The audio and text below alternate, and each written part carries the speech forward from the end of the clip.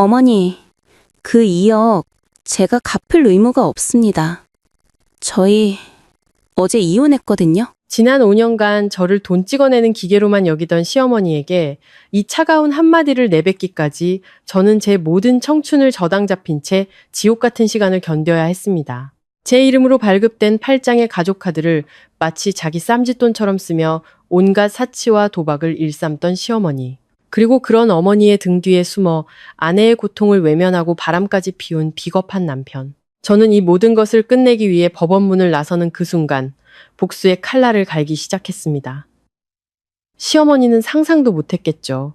매달 수천만 원씩 벌어오는 순종적인 며느리가 사실은 그들이 의지하던 돈줄을 단번에 끊어버릴 수 있는 유일한 사람이었다는 것을. 그리고 그날 밤 시어머니는 자기가 그토록 자랑하던 8장의 카드가 그저 쓸모없는 플라스틱 조각이 된 줄도 모른 채 2억 원의 도박 빚더미에 올라앉게 됩니다. 평생의 탐욕이 차갑고 계산된 복수와 만났을 때 어떤 비극이 펼쳐지는지 그 처절한 몰락의 이야기가 지금 시작됩니다. 이야기가 궁금하시다면 평안한 노년 채널을 구독하고 좋아요를 눌러주세요. 서울가정법원의 무거운 목재문이 등 뒤로 닫혔습니다. 행정 절차를 처리하려는 사람들의 웅성거림으로 소란스럽던 법원 안의 공기는 문 밖으로 나오자 거짓말처럼 사라지고 서늘한 가을 아침의 공기가 저를 감쌌습니다. 서초동 가로수길의 플라타너스 잎 사이로 바람이 스치며 이상하리만치 가벼운 해방감을 가져다 주었습니다. 저는 계단 위에 서서 손에 들린 얇은 종이 한 장을 내려다보았습니다. 협의 이혼 의사 확인서. 판사의 붉은색 도장이 선명하게 찍혀 있었습니다. 이 종이 한 장이 지난 5년간의 눈물과 인내, 그리고 굴욕으로 가득 찼던 제 청춘을 공식적으로 끝내주었습니다. 박진우의 아내로, 김혜숙 여사의 며느리로 살아온 5년. 저는 제 육체와 정신이 모두 소진되었다고 생각했습니다. 하지만 지금 이 순간, 눈앞의 법적인 문서를 보니 제 심장이 그 어느 때보다 단단하고 강하게 뛰는 것을 느꼈습니다. 저는 스스로에게 다짐했습니다. 지긋지긋했던 날들은 이제 정말로 끝났다고. 진우가 제 뒤를 따라 나왔습니다. 그는 며칠 전 제가 직접 다려준 옅은 푸른색 셔츠를 입고 있었습니다. 그 모습은 여느 때처럼 초점 없고 생기 없어 보였습니다. 5년의 결혼 생활 동안 이 남자는 자기 어머니의 날카로운 독설 앞에서 단 한 번도 저를 감싸준 적이 없었습니다. 그는 비겁하고 나약했으며 아내가 육체적으로나 금전적으로 착취당하는 것을 모른 채 하며 오직 제 어머니의 말에만 복종했습니다. 우리 두 사람 사이에는 보이지 않지만 깊고 어두운 침묵이 흘렀습니다. 붙잡는 눈물도 형식적인 축복의 말도 없었습니다. 우리의 감정은 이미 오래전에 메말라 버렸기 때문입니다. 그 침묵이 길어지기도 전에 진우의 주머니에서 요란한 벨소리가 울렸습니다. 촌스러운 옛날 유행가였습니다. 진우는 허둥지둥 휴대폰을 꺼내 발신자 이름을 확인하자마자 태도가 돌변했습니다. 그의 등은 본능적으로 굽었고 목소리는 익숙한 아첨으로 가득 찼습니다. 그는 수화기에 대고 조심스럽게 말했습니다. 어머니, 무슨 일이세요? 네, 알겠습니다. 그거 그냥 두세요. 제가 집에 가서 치울게요. 네, 점심은 어머니 말씀하신 대로 단골 설렁탕집에서 사갈게요. 화내지 마세요. 지금 바로 갈게요. 저는 세 걸음 떨어진 곳에 서서 조금 전까지 제 남편이었던 남자의 네네 하는 복종적인 대답을 똑똑히 들었습니다.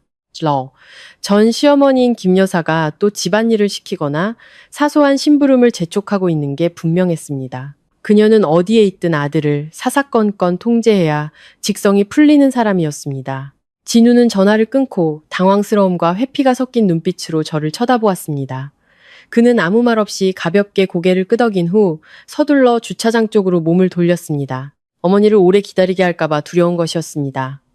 그는 한 가정의 붕괴보다 김 여사의 분노를 더 무서워했습니다. 저는 주차된 차들 사이로 사라지는 진우의 뒷모습을 보며 희미하게 미소 지었습니다. 이 관계를 놓아버린 제 선택은 완전히 옳았습니다. 평생을 어머니 치맛자락 뒤에 숨어 사는 남자가 어떻게 자기 여자를 지켜줄 수 있겠습니까? 저는 이혼 확인서를 가방 깊숙한 곳에 조심스럽게 넣었습니다. 이 순간부터 저는 더 이상 박씨 집안의 며느리가 아니었습니다. 저는 이서윤, 독립적이고 자립심 강하며 돈 잘 버는 한 명의 여성이었습니다. 사람들은 보통 이혼한 여자는 고통스럽고 방황하며 심지어 방향을 잃을 거라고 말합니다. 하지만 저는 달랐습니다. 제 고통은 그들 모자의 탐욕과 잔인함에 의해 이미 오래전에 닳아 없어졌습니다.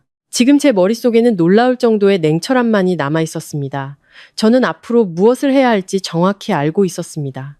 이 결혼은 제게서 너무나 많은 돈과 노력 그리고 존중을 앗아갔습니다. 저는 빈손으로 떠나 김 여사 모자가 제 피땀 위에서 계속 호의호식하게 내버려둘 수 없었습니다. 제 복수는 칼이나 창을 사용하지도 시끄러운 욕설을 퍼붓지도 않을 겁니다. 저는 김 여사가 가장 소중히 여기는 것, 지난 몇 년간 그녀의 허영 가득한 껍데기를 만들어준 바로 그것을 직접 타격할 것입니다. 바로 제 돈이었습니다. 저는 발길을 돌려 강남의 테헤란로를 따라 자신감 있게 걸었습니다. 구름 한 점 없는 가을 하늘이 눈부셨습니다. 제 첫 번째 목적지는 주저앉아 신세한탄을 할 카페도 이 사실을 알리러 갈 친정도 아니었습니다. 제 목적지는 법원에서 걸어서 10분 거리에 있는 은행 지점이었습니다. 저 자신을 위한 공정함을 되찾을 계획이 공식적으로 시작된 것입니다. 제 발걸음은 단호했습니다. 지난 5년간 제 어리석음으로 스스로 목에 채웠던 족쇄들을 하나씩 제 손으로 풀어낼 것입니다. 기다리세요. 존경하는 전 시어머니. 호화로운 낭비의 정점에서 치욕스러운 나락으로 떨어지는 기분이 어떤 것인지 곧 알게 될 테니까요. 강남역 근처의 웅장한 은행 건물로 들어서자 시원한 에어컨 바람이 거리의 번잡함과 열기를 식혀주었습니다. 단정한 유니폼을 입은 은행원들이 유리창 너머에서 분주하게 일하고 있었습니다. 저는 번호표 발급기로 다가가 카드 업무를 선택하고 조용히 대기석에 앉아 차례를 기다렸습니다. 기다리는 동안 숨 막혔던 지난 시집살이의 기억이 마치 슬로우 모션 필름처럼 선명하게 떠올랐습니다. 제가 박 씨 집안에 처음 발을 들였을 때 김 여사는 권위적인 시어머니의 태도를 노골적으로 드러냈습니다. 그녀는 늘 달콤한 말로 요즘 며느리는 경제적인 책임도 질 줄 알아야 한다. 양가 부모님을 잘 챙겨야 현명한 여자라고 말했습니다. 그때 저는 어리석게도 그 말을 믿었습니다. 유명 화장품 회사의 마케팅 본부장으로서 제 수입은 작은 가정을 꾸려나가기에 충분하고도 남았습니다. 하지만 김 여사의 탐욕에는 끝이 없었습니다. 결정적으로 그녀는 제가 이 은행에서 매우 높은 신용카드 한도를 가지고 있다는 사실을 알게 되었습니다. 그녀는 온갖 이유를 대며 제게 가족카드를 발급하라고 압박했습니다. 온 가족이 먹을 식료품을 사려면 카드가 필요하다. 공과금을 편하게 결제해야 한다는 핑계부터 나중에는 친구들과 모임에 가서 카드를 긁지 못하면 우리 집안 체면이 뭐가 되냐. 네, 명예에도 누가 된다며 눈물로 호소하기까지 했습니다. 제가 망설이자 그녀는 아프다며 식사를 거부했고 진우는 옆에서 계속 제가 옹졸하고 가족에게 인색하다고 비난했습니다. 결국 저는 가정의 평화를 위해 굴복했습니다. 한 장도 아니고 김 여사는 제게 총 8장의 가족카드를 만들게 했습니다. 그녀는 자신의 이름과 여동생 이름으로 된 카드 몇 장을 직접 챙겼고 나머지는 자기가 보관하며 친척들에게 마음대로 빌려주며 마치 자기 돈인 양 생색을 냈습니다. 8장의 카드는 모두 제 주거래 계좌와 연결된 본 카드의 한도를 공유했습니다. 매달 결제일이 되면 은행은 제 월급 통장에서 자동으로 카드 대금을 인출해갔고 월급은 통장에 들어오자마자 흔적도 없이 사라졌습니다. 그날 이후 제 휴대폰에서는 카드 사용 알림 문자가 멈춘 적이 없었습니다. 김 여사는 카드로 명품 가방을 사고 고급 스파에서 피부 관리를 받고 서울에서 가장 비싼 레스토랑에서 친구들에게 한턱을 냈습니다. 그녀는 제 돈을 마치 하늘에서 떨어진 돈, 결코 마르지 않는 금광처럼 여겼습니다. 저희 부부의 생활비는 모두 진우가 월급이 적다는 핑계로 제게 떠넘겼습니다. 15번 고객님, 3번 창구로 와주십시오. 안내방송 소리가 제 쓰라린 생각의 흐름을 끊었습니다. 저는 자리에서 일어나 심호흡을 한 뒤 창구로 걸어갔습니다. 은행원은 예의 바르게 미소 지으며 저를 맞았습니다. 저는 가방을 열어 신분증과 필요한 서류들을 유리 테이블 위에 올려놓았습니다. 저는 단호하고 명확한 어조로 말했습니다. 안녕하세요. 제 계정에 연결된 가족카드 8장 전부를 영구적으로 해지하고 싶습니다. 지금 즉시 시스템에서 정지 처리 부탁드립니다. 은행원은 한 번에 이렇게 많은 카드를 해지하겠다는 요청에 조금 놀란 듯 보였습니다. 그녀는 양해를 구하고 컴퓨터 시스템을 확인하기 시작했습니다. 타닥거리는 키보드 소리가 규칙적으로 울렸습니다.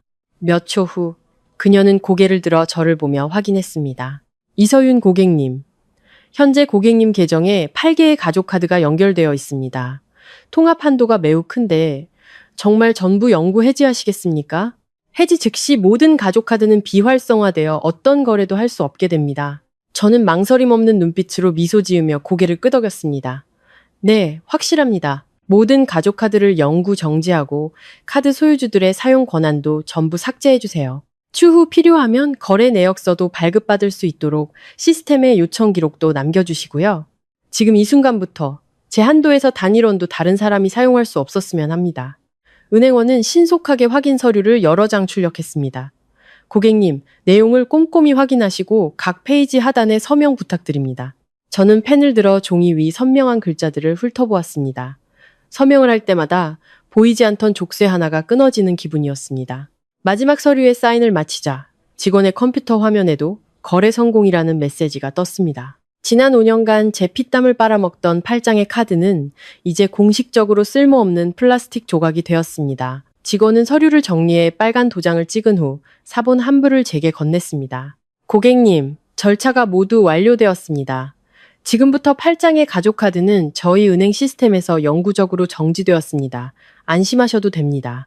저는 확인증을 받아들고 직원에게 감사 인사를 한 뒤 은행 문을 나섰습니다. 아직 한낮의 햇살이 뜨겁게 내리쬐고 있었지만 제 마음은 이루 말할 수 없이 시원하고 상쾌했습니다. 지난 5년간 제 가슴을 짓누르던 거대한 돌덩이가 마침내 치워진 기분이었습니다. 저는 김 여사가 그토록 당연하게 제 피를 빨아먹던 수도꼭지를 제 손으로 직접 잠가버렸습니다.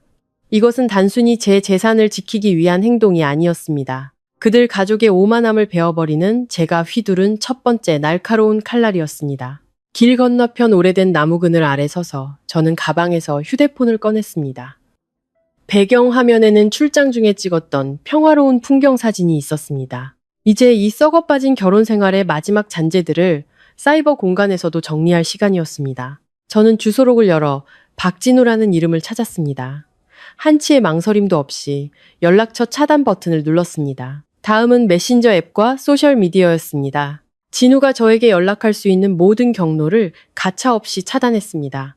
그의 비겁한 변명을 더는 듣고 싶지 않았습니다. 그가 다른 여자와 호텔에서 뒹굴던 사진, 제가 법원에 이혼 서류를 내게 만든 결정적인 증거는 여전히 제 비밀 폴더에 선명하게 남아 있었습니다. 그 배신은 너무나 더러워서 그의 목소리로 제 귀를 더럽히고 싶지 않았습니다.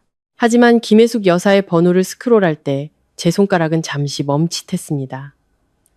머릿속에 떠오른 한 가지 생각에 저는 차가운 미소를 지었습니다. 지금 그녀의 번호를 차단하는 것은 너무 쉽고 지루한 일이었습니다. 저는 그녀가 공황 상태에 빠져드는 맛을 천천히 음미하길 바랐습니다. 저는 그녀가 제게 전화하고 자신의 금광이 사라졌다는 것을 깨달았을 때 절망적으로 비명을 지르는 것을 보고 싶었습니다. 그래서 저는 전 시어머니의 번호를 차단하지 않기로 했습니다. 대신 설정에 들어가 그녀의 번호에만 완전 무음 모드를 적용했습니다. 그녀가 휴대폰이 불탈 정도로 전화를 걸어도 제 휴대폰은 진동도 벨소리도 울리지 않을 것이며 막 시작된 제 평화를 방해하지 못할 것입니다. 모든 일을 마친 후 저는 거리를 천천히 지나가는 택시를 불렀습니다. 택시가 멈추자 뒷좌석에 올라타며 저는 청담동에 위치한 고급 오피스텔 주소를 말했습니다. 차는 서울의 붐비는 인파 속으로 합류했습니다. 차창 너머로 익숙한 거리들이 뒤로 멀어져 갔습니다. 매일 보던 거리와 가로수들이 오늘따라 낯설게 보였습니다. 아마도 풍경을 보는 제 마음가짐이 바뀌었기 때문일 겁니다. 저는 종로의 낡고 비좁은 골목 깊숙이 있던 3층짜리 빌라를 떠올렸습니다. 그곳은 김 여사가 아무렇게나 피워대는 향 냄새와 그녀가 자신의 급을 과시하기 위해 뿌려대던 싸구려 명품 향수 냄새로 항상 공기가 탁했습니다. 그 집은 햇빛도 잘 들지 않아 늘 어두웠고 마치 제 시집살이 인생 같았습니다. 아침에 일어나면 온 가족의 아침 식사를 차려야 했고 지친 몸으로 퇴근해도 김 여사의 친구들이 버려놓은 화투판에 뒤치다꺼리를 해야 했습니다. 집안의 모든 물건은 그녀의 뜻대로 배치되어야 했습니다. 제가 침실 창가에 작은 화분 하나를 놓았을 때도 그녀는 풍수에 맞지 않는다며 쓰레기통에 던져버렸습니다. 하지만 이제 그 모든 끔찍한 것들은 영원히 과거가 되었습니다. 택시는 철저한 보안을 자랑하는 신축 오피스텔 단지 앞에 멈췄습니다. 요금을 지불하고 법원에 오기 전 며칠 동안 몰래 챙겨둔 개인 물품이 든 작은 캐리어를 끌었습니다. 엘리베이터를 타고 18층 버튼을 눌렀습니다. 1805 현관문이 열리자 눈부신 자연광이 방 안 가득 저를 맞이했습니다. 이곳은 제가 일주일 전 제 개인 비상금으로 몰래 계약한 집이었습니다. 아주 넓지는 않았지만 침실 하나와 거실, 주방이 연결된 구조는 오롯이 저만의 공간이었습니다. 벽은 우아한 크림색으로 칠해져 있었고 작은 발코니에는 햇살을 받으며 자라는 페투니아 화분들이 활짝 피어 있었습니다. 역한 향 냄새도, 감시하는 눈초리도, 비난 섞인 잔소리도 없었습니다. 오직 부드러운 정적과 저 자신에게 속한 공간만이 존재했습니다. 저는 거실 중앙의 푹신한 소파에 몸을 던지고 눈을 감은 채 깊은 숨을 들이쉬었습니다. 진정한 자유가 제 폐를 가득 채웠습니다. 물에 빠져 죽어가던 사람이 수면 위로 올라와 처음으로 신선한 공기를 마시는 기분이었습니다. 저는 앞으로 전 시댁으로부터 거대한 폭풍이 몰아칠 것을 알고 있었습니다. 하지만 저는 그들이 스스로 만든 진흙탕 속에서 허우적거리는 모습을 지켜볼 아주 큰 우산을 이미 준비해 두었습니다. 새 집에서 꿈도 꾸지 않고 달콤한 낮잠을 자고 나니 어느새 창밖의 햇살이 주황빛으로 물들고 있었습니다. 몸은 깃털처럼 가벼웠고 정신은 더없이 상쾌했습니다. 하지만 옛집과의 인연을 완전히 끊기 위해서는 아직 해결해야 할 중요한 일이 하나 남아 있었습니다. 바로 제 모든 옷과 가방, 신발, 그리고 일부 개인 서류들이 여전히 종로의 그 낡은 집에 있다는 것이었습니다. 많은 여자들이 이혼 후에 전 남편 가족의 얼굴을 다시 보기 싫어서 물건들을 그냥 두고 나오곤 합니다. 하지만 저는 그럴 수 없었습니다. 그 모든 것은 제 피땀으로, 번 돈으로 산 것들이었습니다. 왜 제가 그들이 즐기도록 남겨둬야 합니까? 김 여사는 좀스러운 탐욕이 있는 사람이었습니다. 그녀는 종종 제 물건을 뒤져서 예쁜 것이 있으면 자기 여동생에게 주거나 자기가 쓰곤 했습니다. 저는 그녀가 다시는 제 물건에 손댈 기회를 주지 않을 작정이었습니다. 그렇다고 해서 제가 직접 그 집에 찾아가 모욕적인 말을 듣거나 그들의 위선과 마주할 만큼 어리석지도 않았습니다. 저는 포장이사 서비스를 이용하기로 결정했습니다. 인터넷에서 평판 좋은 업체의 번호를 찾아 전화를 걸었습니다. 저는 그들에게 오후 3시에 전문 포장 직원 2명을 박스 자재와 함께 김 여사의 집 주소로 보내달라고 요청했습니다. 하지만 전 시댁 식구들이 이사업체 직원들에게 회방을 놓지 못하도록 확실히 하려면 기가 센 대리인이 필요했습니다. 저는 수화기를 들어 대학 시절부터 가장 친한 친구인 지수에게 전화를 걸었습니다. 지수는 변호사였고 성격이 솔직하고 당당했으며 필요할 때는 무섭도록 강단이 있었습니다. 그녀는 제가 시댁에서 고통받는 전 과정을 지켜봤고 항상 저에게 일찌감치 이혼하라고 조언해 주었습니다. 전화는 금방 연결되었습니다. 여보세요? 우리 자랑스러운 돌싱 귀족께서 웬일이실까? 지수의 활기찬 목소리가 들려왔습니다. 저는 웃음이 터졌고 항상 곁에 있어주는 이런 멋진 친구가 있다는 사실에 마음이 따뜻해졌습니다. 지수야, 오늘 오후에 이사업체 불러서 옛집에 남은 짐 좀 빼오려고 해. 네가 가서 좀 감독해줄 수 있을까? 난 그 집에 발도 들여놓기 싫은데 모르는 사람들만 보내면 김 여사가 또 트집 잡아서 짐을 못 가져가게 할까봐 걱정돼서. 지수는 즉시 대답했습니다. 어이구, 그런 사소한 일은 나한테 맡겨. 내가 그 괴물 같은 시어머니랑 한바탕 할 날을 얼마나 기다렸는데. 오늘 오후에 내가 거기 수호신처럼 서 있을 테니 누가 감히 네 옷 하나라도 건드리는지 보자. 그래서 짐은 어디로 옮기는데? 네 새 아파트로? 저는 서둘러 그녀를 막았습니다. 안 돼. 절대 그들이 내 새 주소를 알게 해서는 안 돼. 내가 이사업체에 내 집 주소로 물건을 보내달라고 했어. 일단 내 집에 짐을 좀 맡아줘. 며칠 조용해지면 내가 직접 차 몰고 가서 가져올게. 김 여사가 이사 트럭을 미행해서 내 거처를 알아내 소란 피울까봐 미리 막아야 해. 지수는 감탄하며 말했습니다. 이야, 똑똑한데 끊으려면 아주 흔적도 없이 깨끗하게 끊어야지. 너는 푹 쉬고 있어. 오후 3시에 내가 현장에 도착해서 작전 지휘할 테니 무슨 일 생기면 바로 보고할게. 저는 중요한 서류 몇 가지를 잘 챙겨달라고 신신당부한 뒤 전화를 끊었습니다. 정확히 오후 3시 30분, 지수는 제 휴대폰으로 계속해서 메시지를 보내기 시작했습니다. 그녀는 꼼꼼하게 포장되고 테이프로 단단히 밀봉된 박스 사진들을 보내왔습니다. 지수는 신이 나서 문자로 상황을 중계했습니다. 그녀가 직원들과 함께 집에 들어갔을 때 김 여사는 거실에서 다리를 꼬고 텔레비전을 보고 있었는데 얼굴이 잔뜩 부어 있었다고 합니다. 그녀는 지수에게 누구냐며 감히 남의 집에 와서 짐을 싸느냐고 소리쳤습니다. 지수는 즉시 제 서명이 담긴 위임장을 꺼내 보이며 제가 이혼했고 개인 재산을 회수하기 위해 대리인으로 왔다고 당당하게 선언했습니다. 지수가 보낸 다음 메시지에 저는 소리내어 웃을 수밖에 없었습니다. 너 그때 김 여사 얼굴을 봤어야 해. 얼굴이 시퍼렇게 질려서 정인이 뭐니 없는 년, 복도 없는 년이라고 중얼거리며 욕하더라. 진짜 한 대 치려다 말았어. 그런 인간은 상대할 가치도 없지. 내가 방문 앞에서 딱 버티고 서 있으니까 그 여자가 목을 빼고 우리가 뭘 가져가는지 쳐다보는데 내 명품 가방들을 아쉬워하는 눈빛이 어찌나 찌질하던지. 진우는 3층에서 쥐 죽은 듯 숨어 얼굴도 내밀지 않았다고 했습니다. 정말 비겁한 인간들이었습니다. 오후 5시경. 지수는 트럭이 무사히 골목을 빠져나와 자기 집으로 향하고 있다는 마지막 메시지를 보냈습니다. 모든 일이 예상대로 순조롭게 끝났습니다. 이제 저는 한때 집이라 불렸던 그곳과 아주 작은 끈 하나도 남지 않게 되었습니다. 제 방어벽은 견고하게 세워졌고 이제 김 여사의 탐욕이라는 폭풍이 그 벽에 부딪혀 산산조각 날 일만 남았습니다.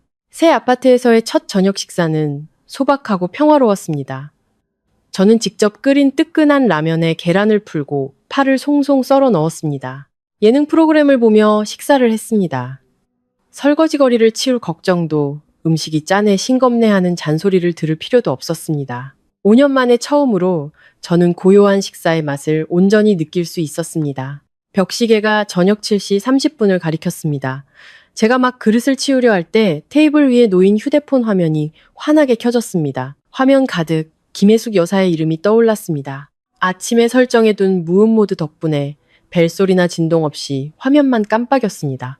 저는 소파에 털썩 주저앉아 등을 기댄 채 팔짱을 끼고 켜졌다 꺼지기를 반복하는 휴대폰을 바라보았습니다. 아마 오후에 지수가 짐을 가져간 일 때문에 화가 단단히 났을 겁니다. 혹은 며느리에게 심부름시키는 습관이 뼛속까지 박혀 위세를 부리려고 전화했을 수도 있습니다. 저는 일부러 첫 세 통의 전화를 받지 않았습니다. 그녀에게 기다림이라는 감정을 맛보게 해주고 싶었습니다. 네 번째 전화가 울렸을 때 그녀가 포기할 것 같지 않아 보이자 저는 천천히 손을 뻗어 휴대폰을 들고 통화 버튼을 눌렀습니다. 여보세요.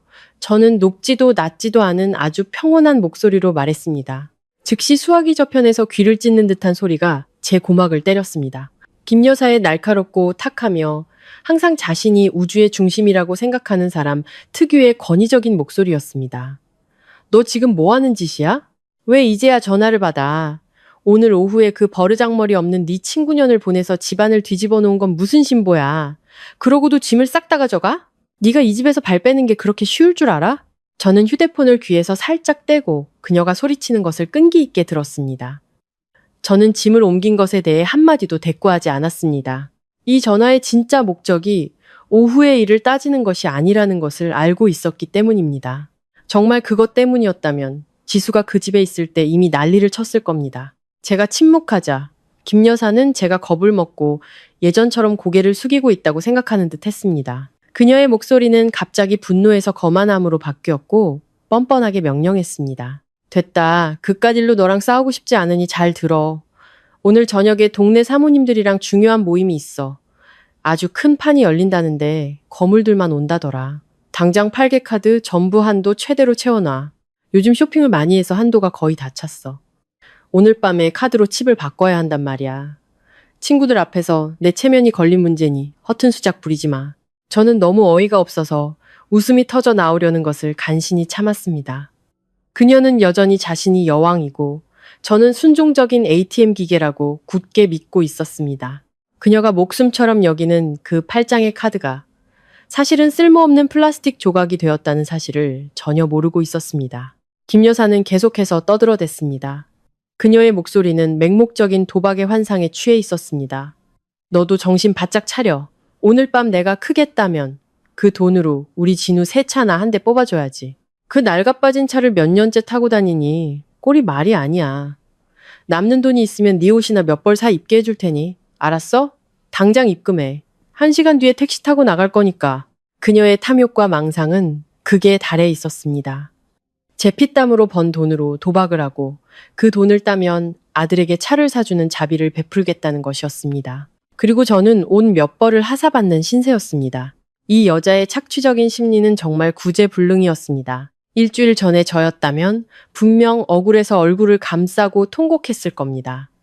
하지만 지금 제 마음속에는 깊은 경멸만이 남아 있었습니다. 저는 목을 가다듬고 제가 생각해낼 수 있는 가장 무미건조하고 영혼 없는 세 글자로 대답했습니다.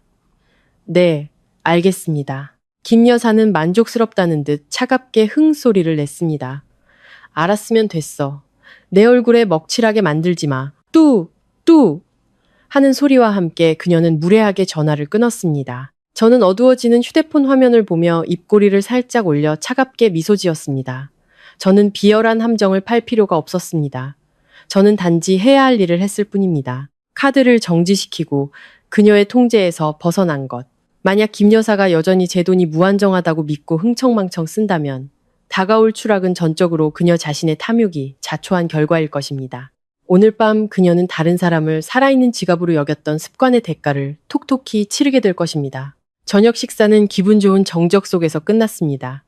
김 여사의 거만한 전화가 끝난 직후 저는 설거지를 하고 따뜻한 국화차 한 잔을 탔습니다. 차를 들고 발코니로 나가 바람을 쐬려던 참에 휴대폰 화면이 다시 켜졌습니다. 이번에는 지수에게서 온 메시지였습니다. 제 변호사 친구는 오후에 박 씨 집안에서 벌인 소동 이후 가만히 앉아 있을 수 없었던 모양입니다. 지수는 원래 호기심이 많고 김 여사의 오만한 태도를 극도로 혐오했기 때문에 계획에 없던 추가적인 행동에 나선 것이었습니다. 바로 전 시어머니가 또 무슨 짓을 벌이는지 추적하는 것이었습니다. 지수의 메시지가 화면에 계속해서 나타났습니다. 그녀는 청담동의 한 고급 카페에서 우연히 김 여사를 만났다고 했습니다. 그곳은 그녀의 허영심 많은 친구들이 자주 모이는 장소였습니다. 지수는 무모한 짓은 하지 않고 멀리 떨어진 테이블에 앉아 상황을 지켜보다가 김 여사가 방금 친구들과의 단체 채팅방에 자랑 삼아 올린 음성 메시지를 제게 보내주었습니다. 그룹의 누군가가 그 내용을 듣고 너무 안이 꼬워서 지수에게 전달해 준 것이었습니다. 지수는 거의 10분에 달하는 음성 파일과 함께 이런 메시지를 보냈습니다. 네, 전 시어머니. 진짜 구제불능이다. 이거 듣고 정신 차려. 지금 친구들 앞에서 여왕 행세하고 있어. 저는 미소를 지으며 휴대폰을 귀에 대고 재생 버튼을 눌렀습니다. 즉시 카페의 우아한 배경음악 사이로 김 여사의 날카롭고 시끄러우며 자만심 가득한 목소리가 선명하게 들려왔습니다. 그녀는 도박 모임의 친구들, 박 사모님, 최 사모님 같은 사람들과 이야기하고 있었습니다. 김 여사의 목소리가 의기양양하게 울려 퍼졌습니다. 내 말이 틀렸어요? 우리 며느리는 아주 순종적이고 내 말이라면 껌뻑 죽는다니까요. 이 집안 돈 관리는 전부 내가 해요. 내가 카드 만들라고 하면 만들고 돈 채우라고 하면 바로 채워 넣어야지. 별 수 있나요? 오늘 오후에도 꾸물거리길래 전화해서 한바탕 쏘아붙였더니 바로 네 하면서 팔짱 카드에 돈 꽉꽉 채워 넣더라고요. 오늘 밤엔 다들 걱정 말고 크게 한판 벌여봅시다. 내 카드. 긁어도 한도가 안 끝나요. 다른 중년 여성의 목소리. 아마도 박 사모님인 듯한 사람이 부러움 섞인 목소리로 끼어들었습니다. 어머, 김 여사님은 정말 복도 많으셔. 며느리가 본부장이라 한 달에 억대를 버는데 시어머니한테 이렇게 효도까지 하니 정말 최고시네요. 우리 며느리는 홍삼 세트 하나 사주면서도 돈 아까워서 얼굴이 울상인데. 음성 메시지 속에서 김 여사는 호탕하게 웃으며 승리감에 찬 목소리로 말했습니다. 뭘요? 시어머니 노릇하려면 카리스마가 있어야죠. 내가 아들 힘들게 키워서 번듯하게 교육시켰는데 이제 장가 갔으니 며느리가 나한테 효도하는 건 당연한 의무 아니겠어요? 며느리가 번 돈도 우리 집 돈이죠. 내가 카드를 관리하는 건 걔가 쓸데없는데 돈 낭비하는 걸 막아주려는 깊은 뜻이 있는 거예요. 오늘 밤 크게 한판 이겨서 그 돈으로 우리 진우한테 외제차나 한 대 뽑아주려고요. 그래야 우리 며느리도 남편 챙겨주는 시어머니한테 고마워하지 않겠어요? 최 사모님으로 추정되는 다른 목소리가 거들었습니다. 김 여사님 말씀이 지당하십니다. 여자가 시집왔으면 시댁법도를 따라야 하고 벌어온 재산도 다 공동재산이죠. 오늘 밤엔 인천 영종도에 있는 5성급 호텔 카지노 쪽으로 갈까요? 거기가 보안도 좋고 서비스도 최고라던데 VIP들만 온대요. 카드 8장 다 챙겨 오셨죠? 김 여사는 손뼉을 치며 말했습니다. 그럼요. 한도 제일 높은 신용카드 8장 전부 여기 있습니다. 이따가 제가 먼저 언니들 목까지 칩으로 바꿔서 행운을 빌어드릴게요. 오늘은 내가 하우스가 돼서 세상 돈 다 쓸어 담아올 작정이에요.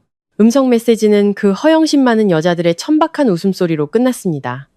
저는 휴대폰을 내려놓으며 메스꺼움이 목구멍까지 차오르는 것을 느꼈습니다. 김 여사의 뻔뻔함은 제 상상을 초월했습니다. 그녀는 제 피땀을 착취하는 것을 넘어 그것을 당연한 권리로 여기고 사람들 앞에서 자랑거리로 삼았습니다. 그녀는 제 노동력을 짓밟는 것을 시어머니의 권력이라고 생각했습니다. 저는 이 음성 메시지를 증거라는 이름의 보안 폴더에 저장했습니다. 이것은 누군가를 인터넷에 망신 주기 위함이 아니라 필요할 때 대질하거나 법적 기관에 제출하기 위함이었습니다. 김 여사가 자신만만하게 떠벌릴수록 진실을 밝히기는 더 쉬워질 것이었습니다. 저는 지수에게 고맙다는 메시지를 보내고 위험한 일은 하지 말라고 당부했습니다.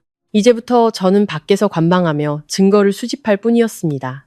지수와의 통화 후 저는 지난 몇 년간의 잔혹한 진실을 다시 한번 직시해야겠다는 충동을 느꼈습니다.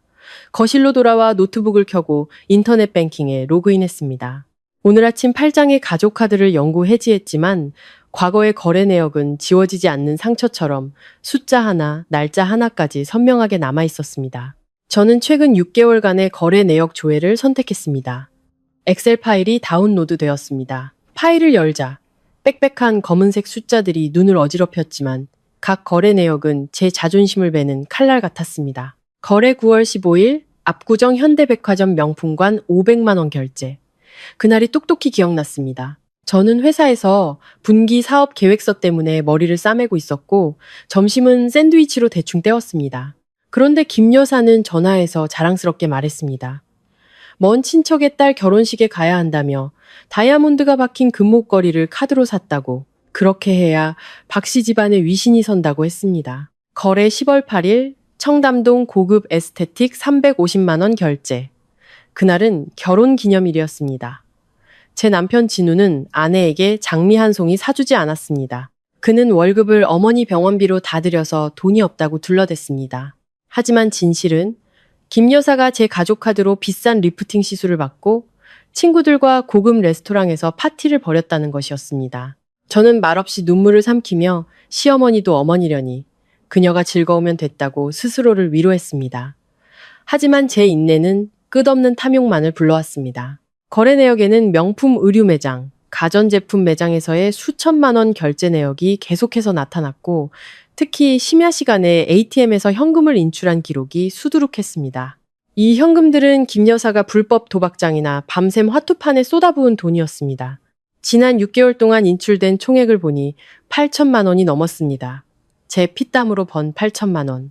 프로젝트 때문에 밤을 새우고 지방 출장으로 녹초가 되고 급하게 먹다 체하기 일쑤였던 제 모든 노력이 김 여사의 쓸데없는 쾌락과 허영을 위해 허공으로 사라졌습니다. 그동안 저는 제 자신을 위해 비싼 옷 한 벌 사입지 못했습니다. 제가 타고 다니는 스쿠터는 낡아서 사흘에 한 번씩 고장났습니다. 진우의 나약함은 저를 더욱 경멸하게 만들었습니다. 제가 조심스럽게 어머니의 씀씀이가 너무 크다고 이야기할 때마다 그는 얼굴을 찌푸리며 무책임한 말로 제 입을 막았습니다. 어머니 연세도 많으신데 얼마나 더 사시겠어. 당신이 돈 버니까 조금만 참아.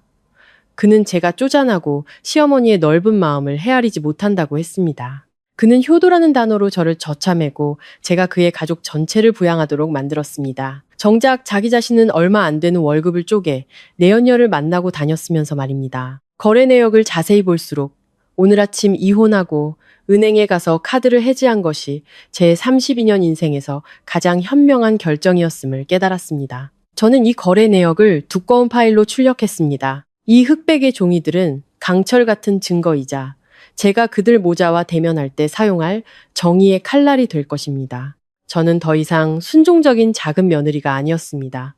저는 식어버린 국화차를 한 모금 마셨습니다. 컴퓨터 화면을 뚫어지게 쳐다보았습니다. 마음속 분노의 불길은 이제 차갑고 극도로 이성적인 냉철함으로 변해 있었습니다.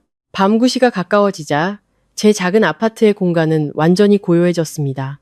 저는 출력한 서류철을 덮어 책상 위에 가지런히 놓았습니다. 지수에게서 메시지가 왔습니다. 김 여사가 방금 부른 콜택시의 목적지가 인천 영종도 파라다이스 시티 호텔 부근이라는 스크린샷이었습니다. 오늘 밤 그들이 어디로 향하는지 알기에는 그것으로 충분했습니다. 저는 지도 앱을 켰습니다. 화면에는 서울의 복잡한 도로망이 나타났습니다. 제 위치를 나타내는 녹색 점은 청담동에서 깜빡이고 있었습니다. 진우를 나타내는 붉은 점은 종로의 옛집에서 움직이지 않았습니다. 아마 집에서 어질러진 것을 치우거나 침대에 누워 무기력하게 시간을 보내고 있을 겁니다. 저는 지수가 보낸 스크린샷을 확대했습니다. 음성 메시지에서 자랑했던 대로 그들의 목적지는 영종도에 위치한 화려한 5성급 호텔 복합단지였습니다. 겉보기에는 고급스러운 엔터테인먼트 공간이지만 그곳에 돈을 쏟아붓는 암흑의 VIP 공간이 있다는 것은 아는 사람은 다 아는 사실이었습니다. 노란색 점이 호텔 중앙 건물에서 완전히 멈췄습니다. 위치 신호는 김 여사가 지하층이나 내부의 밀실로 들어갔음을 알렸습니다. 좌표가 움직이지 않고 신호약함 아이콘이 떴기 때문입니다. 저는 미소를 지으며 턱을 캐채 화면을 응시했습니다. 모든 상황이 제가 예상한 대로 흘러가고 있었습니다. 김 여사는 박 사모님, 최 사모님 같은 가짜 친구들과 함께 화려하지만 위험한 세계로 발을 들였습니다. 그곳에서는 돈 있는 자는 왕과 여왕처럼 대접받지만 돈 없는 자는 가차없이 길거리로 내쫓깁니다. 저는 김 여사가 가슴을 활짝 펴고 도박장 로비로 들어서는 모습을 상상했습니다. 제 돈으로 산 명품 가방을 들고 짙은 화장을 한 얼굴은 세상 무서운 줄 모르고 치켜들었을 겁니다. 그녀는 분명 자신이 세상을 호령하는 가장 강력한 여성, 눈 하나 깜짝 안 하고 돈을 뿌릴 수 있는 사람이라고 느끼고 있을 겁니다. 그녀는 돈 잘 버는 며느리, 언제든 자신을 위해 돈을 대령할 살아있는 ATM이라는 든든한 배경이 있다고 굳게 믿고 있었습니다. 저는 새로운 차를 한 잔 타서 회전 의자에 편안히 앉았습니다. 지금 제 기분은 마치 거대한 그물을 쳐놓고 먹잇감이 스스로 덫에 걸려들기를 조용히 기다리는 사냥꾼과 같았습니다. 제 새 아파트의 고요함, 안전함, 그리고 자유는 저편 도박장의 소란스럽고 혼란스러우며 탐욕으로 들끓는 분위기와 완벽한 대조를 이루었습니다. 저는 대형 도박장의 룰을 잘 알고 있었습니다. 그들은 당신이 누구인지는 관심 없습니다.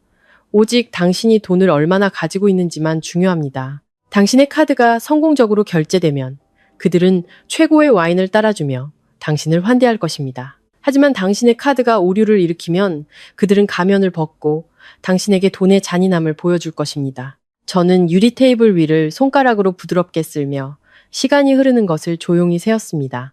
김 여사의 인생에서 가장 큰 폭풍이 서서히 형성되고 있었고 저는 그것이 상륙하는 순간을 완전히 평온한 마음으로 기다리고 있었습니다. 시계가 밤 10시를 가리켰습니다. 제 휴대폰이 짧게 한 번 울렸습니다. 또 지수에게서 온 메시지였습니다. 서윤아, 그 호텔에 아는 매니저한테 부탁해서 상황 좀 알아봤어. 김 여사랑 친구들 VIP 3번 방에 들어갔대. 지금 바카라 큰 판을 벌이고 있나 봐. 네, 전 시어머니. 들어가자마자 카드로 칩을 엄청나게 바꿨는데 계속 돈을 잃고 있대. 근데 오기가 생겨서 멈추질 못하고 한 판 지면 다음 판에 2배로 걸어서 만회하려고 계속 카드만 긁고 있다는 소식이야. 저는 메시지를 읽으며 미간을 찌푸렸습니다. 한 가지 의문이 머리를 스쳤습니다. 분명 오늘 아침에 8장의 가족 카드를 모두 영구정지시켰는데 어떻게 김 여사가 처음에는 카드를 긁어 칩을 살 수 있었을까? 사업을 하는 사람의 직감으로 결제 시스템에 뭔가 문제가 있다는 것을 알아차렸습니다. 저는 서둘러 은행 고객센터에 전화를 걸었습니다. 몇 번의 자동 안내음 끝에 상담원과 연결되었습니다. 안녕하세요, 이서윤입니다. 오늘 오전에 제가 지점에 방문해서 제 계정에 연결된 가족카드 8장을 모두 영구 해지했는데요. 시스템에서 다시 한 번만 확인해 주시겠어요? 그 카드들이 정말 완전히 비활성화되었는지요. 상담원은 고객 정보를 조회하기 위해 잠시 기다려달라고 했습니다. 이윽고 그녀의 목소리가 수화기를 통해 선명하게 들려왔습니다. 이서윤 고객님, 안심하십시오.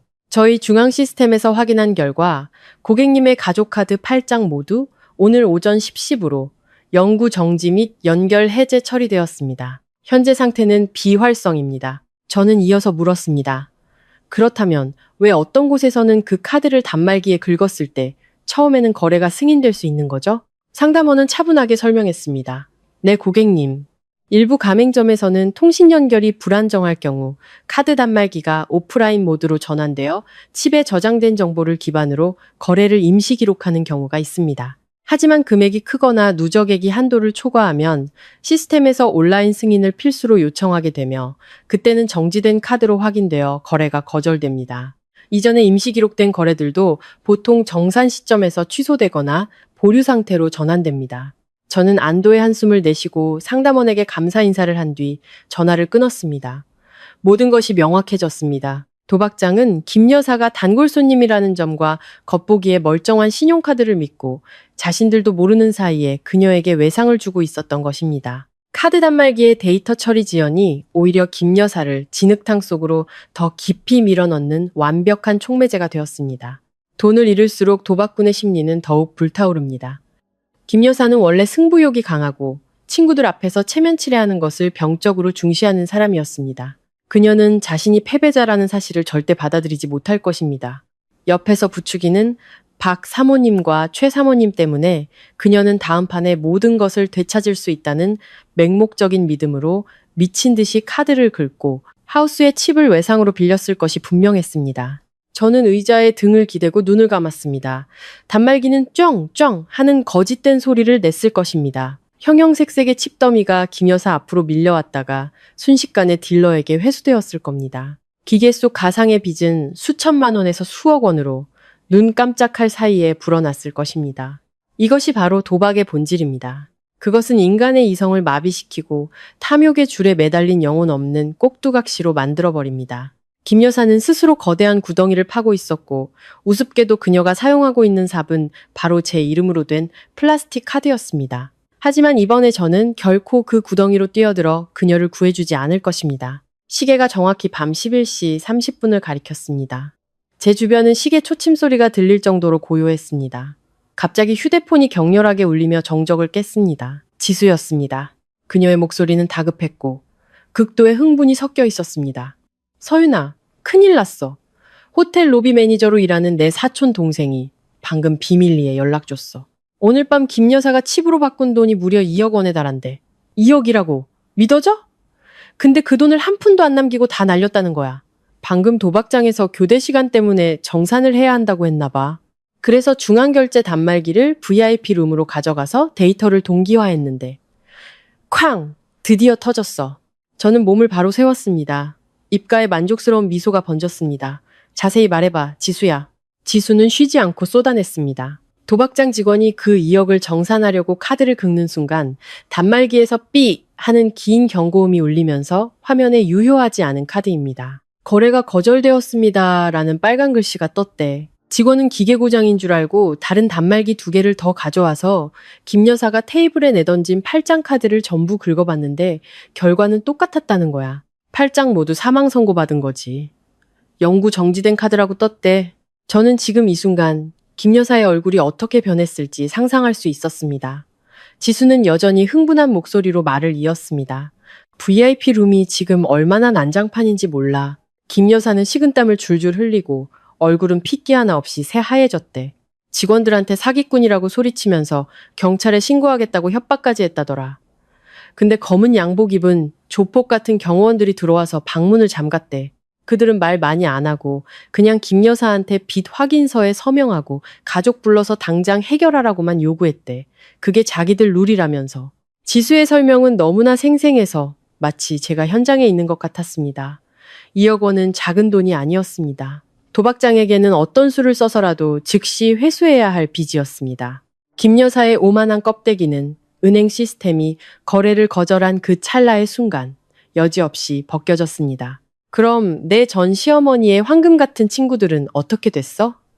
저는 결과를 이미 짐작하면서도 무심하게 물었습니다. 지수는 비웃으며 말했습니다. 어휴, 그 술친구 나부랭이들. 상황이 험악해지고 조폭 냄새가 나니까 박 사모님, 최 사모님 할 것 없이 얼굴이 새파래져서 가방 챙겨들고 벽 쪽으로 슬금슬금 물러났대. 자기들은 그냥 구경하러 따라온 거지. 김 여사 돈 문제랑은 아무 상관없다고 딱 잡아댔다는 거야. 누구 하나 김 여사 편 들어주는 사람이 없었대.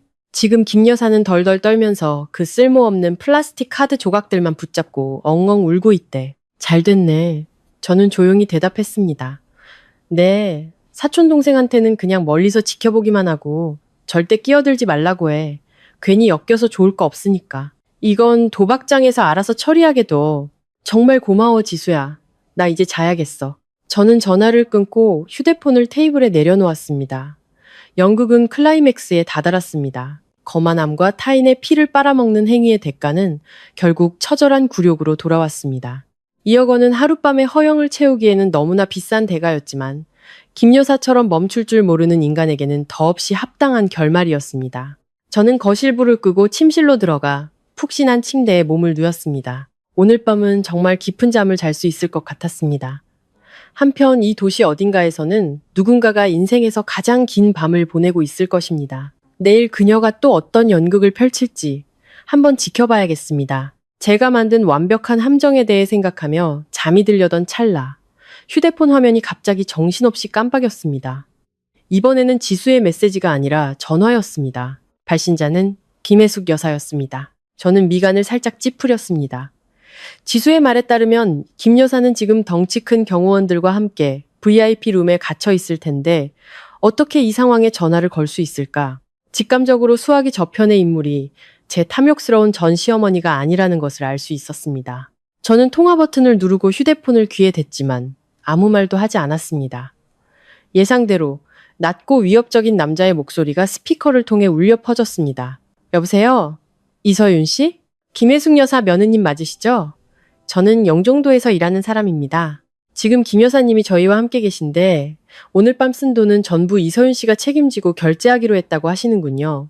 현재 금액은 딱 2억 원입니다. 가져오신 카드 8장이 전부 결제가 안 되네요. 지금 바로 제가 불러주는 계좌로 송금하시든지 아니면 현금 들고 여기로 와서 사람 데려가세요. 돈 없으면 우리 식대로 일 처리합니다. 남자의 목소리에는 냉혹하고 무자비한 조폭의 냄새가 배어 있었습니다.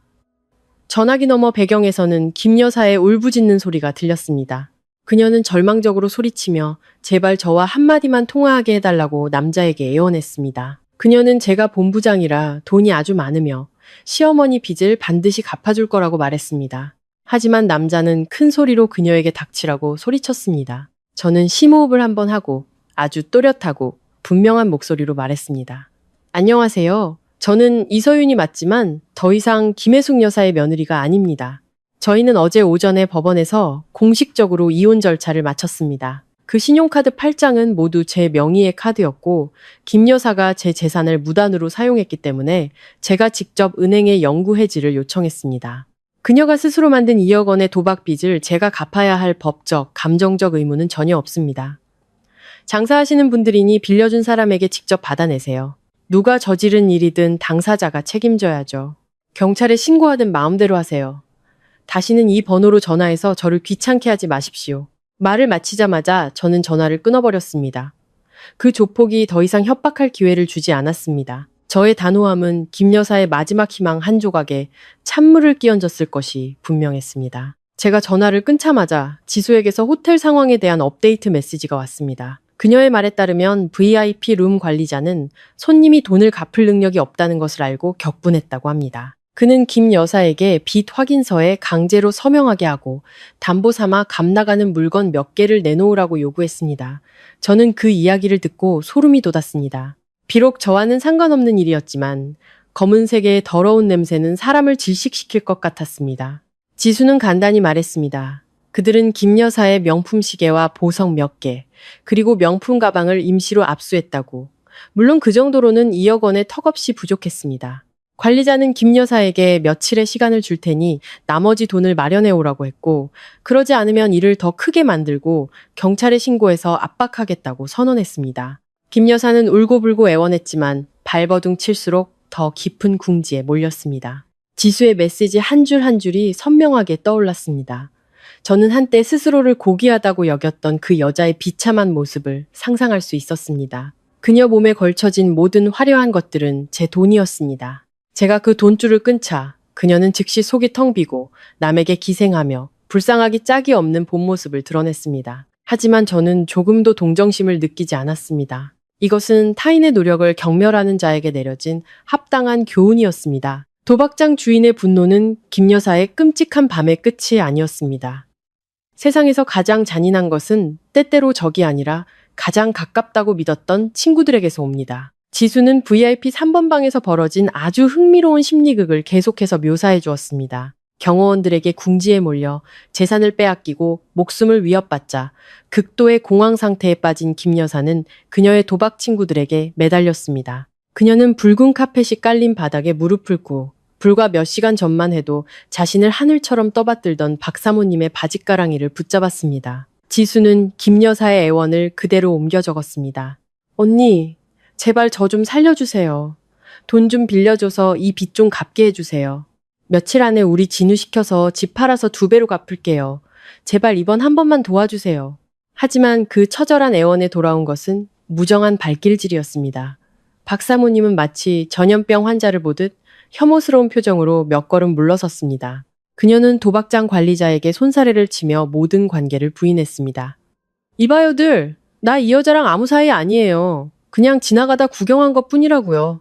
이 여자 돈 문제랑 나는 1원 한 장 관계 없어요. 괜히 나까지 엮지 말아요. 김 여사, 당신 미쳤어? 어디서 피 같은 소리를 하고 있어. 우리를 놀자고 꼬드겨서 억대카드 부자라고 자랑하더니 전부 다 가짜 카드, 정지된 카드였잖아. 당신 완전 사기꾼이야. 옆에 있던 최 사모님과 다른 친구들도 합세하여 김 여사를 무자비하게 비난했습니다. 그들은 김 여사를 허풍쟁이, 며느리에게 기생하면서 부자인 척하는 기생충이라고 욕했습니다. 그들은 자신들에게 불똥이 튈까봐 겁이 나서 서둘러 짐을 챙겨 VIP룸 밖으로 도망쳤습니다. 누구 하나 바닥에 쓰러진 친구를 돌아보지 않았습니다. 인간관계란 이렇게나 얄팍한 것이었습니다. 당신이 돈이 많아 맛있는 음식을 대접할 때는 그들은 당신을 절친이라고 부릅니다. 하지만 당신이 어려움에 처하면 그들은 당신을 가장 먼저 짓밟고 도망갈 길을 찾습니다. 김 여사는 평생 제 돈으로 그 가짜 우정을 사왔고 이제 마침내 그 쓰디쓴 대가를 치르고 있었습니다. 경호원들은 담보물을 챙기고 김 여사에게 빚 확인서 서명을 받은 후 더 이상 눈에 거슬리는 그녀를 잡아둘 이유가 없었습니다. 덩치 큰 남자 2명이 김 여사의 양팔을 잡아 질질 끌고 나가 화려한 호텔 복도를 지나 큰 길가 인도에 그대로 내던져 버렸습니다. 10분 후 지수는 멀리서 찍은 사진 한 장을 보내왔습니다. 사진 속 희미한 가로등 불빛 아래 머리는 산발이고 옷은 구겨진 한 여자가 차가운 인도에 주저앉아 있었습니다. 그녀는 늙고 주름진 얼굴을 두 손에 파묻고 울고 있었습니다. 주변은 어둠에 잠겨 있었고 도로 위 차들은 무심하게 쌩쌩 지나갈 뿐 누구 하나 그 초라한 노숙자 같은 모습에 관심을 주지 않았습니다. 그 사람이 바로 한때 권위적이고 거만했던 제 전 시어머니였습니다. 지수는 한마디 덧붙였습니다. 지금 걸으면서 울고 있는데 입으로는 계속 내 이름 욕하고 있어. 이서윤, 너를 독사 같은 며느리, 시어머니 함정에 빠뜨린 년이라고 저주하고 있어. 그 꼴을 보니 속이 다 시원하다. 탐욕스러운 인간의 말로가 저렇지. 계속 따라가서 어디로 가는지 볼까? 저는 그 사진을 한참 동안 바라보았습니다. 제 마음은 아주 평온했습니다. 통쾌함도 연민도 없었습니다. 모든 것은 인과응보의 법칙대로 흘러갔습니다. 뿌린 대로 거두는 법입니다. 저는 지수에게 답장을 보냈습니다. 아니야, 지수야. 그만하면 됐어. 지금 시간도 늦었고 길도 한적한데 여자 혼자 그런 사람 따라가는 거 위험해. 택시 타고 집에 가서 푹 쉬어. 오늘 밤 네 공로는 내가 다 기억할게. 내일 마지막 연극이 남았는데 그건 내가 알아서 할 수 있어. 너는 푹 자. 메시지를 보내고 저는 휴대폰을 내려놓았습니다. 창밖의 도시는 여전히 반짝이는 불빛들로 가득했습니다. 인생은 거대한 체스판과 같았고 오늘 밤 김 여사는 치명적인 실수를 저질러 자신의 모든 것을 잃었습니다. 시계는 새벽 1시를 향하고 있었습니다.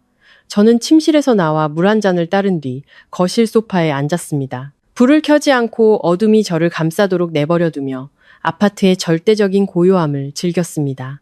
오직 유리 테이블 위에서 휴대폰만이 규칙적으로 깜빡이며 빛을 내뿜고 있었습니다. 김 여사의 번호는 무음과 무진동으로 설정되어 있었기에 휴대폰은 그저 켜졌다 꺼지기를 반복하며 마치 고요한 밤의 말 없는 등대 같았습니다. 저는 턱을 괴고 화면을 응시했습니다.